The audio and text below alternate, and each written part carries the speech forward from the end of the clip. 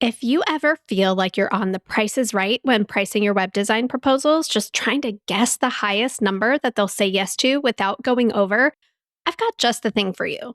Go to webdesigneracademy.com/proposal to get a free training where I break down the 5 subtle proposal mistakes even experienced web designers make that have them leaving literally thousands of dollars on the table, and find out what to do differently so that you can charge 2 to 3 times more for work you're already doing.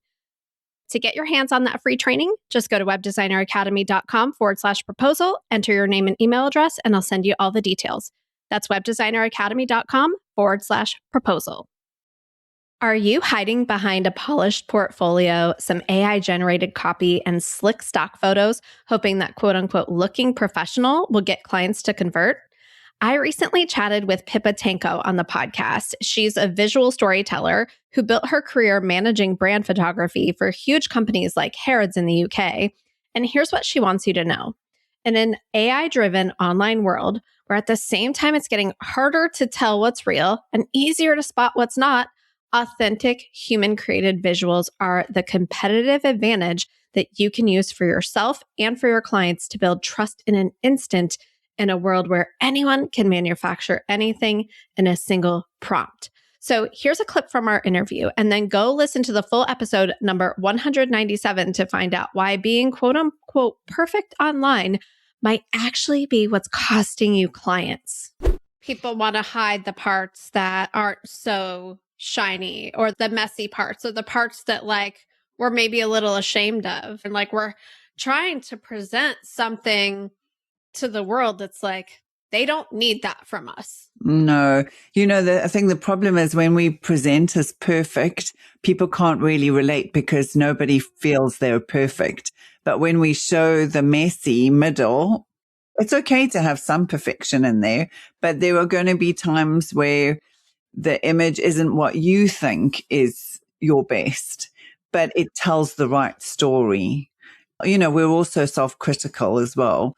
So we're always striving for that perfect image of ourselves, but actually just telling the right story and making sure that you connect it to whatever you want your audience to understand or to learn is very, very powerful. I think when we hide behind visuals that are perfect, people kind of don't relate to that very well. Yeah.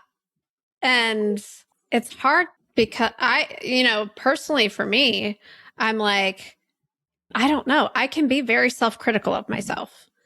So when I see myself on video, it used to be that like I hated my voice.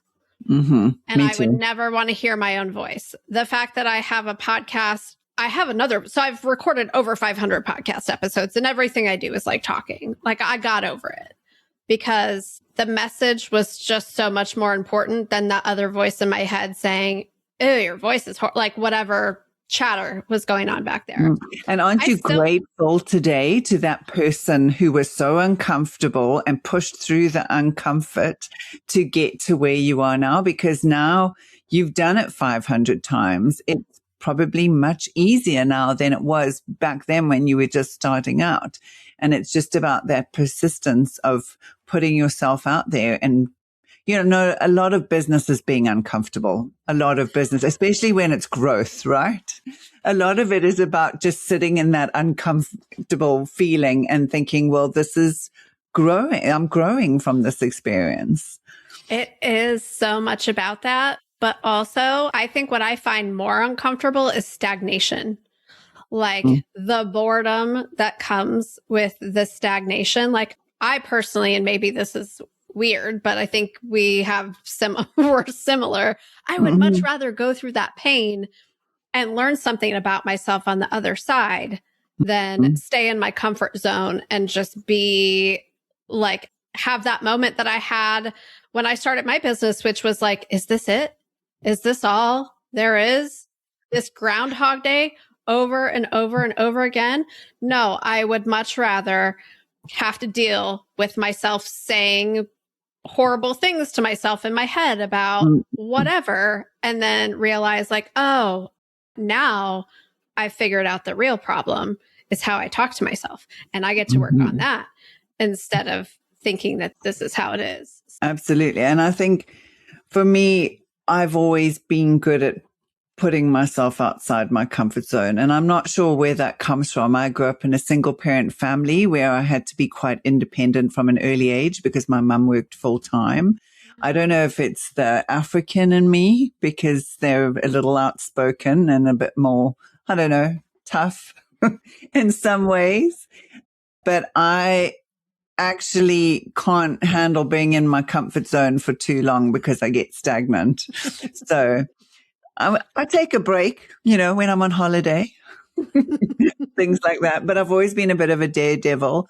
I've always, as a teen or in my 20s, I was jumping off waterfalls and out of airplanes and all sorts of things. So I've always been a bit of a daredevil. And I think I enjoy that feeling of discomfort. This podcast is part of the Sound Advice FM network. Sound Advice FM, women's voices amplified.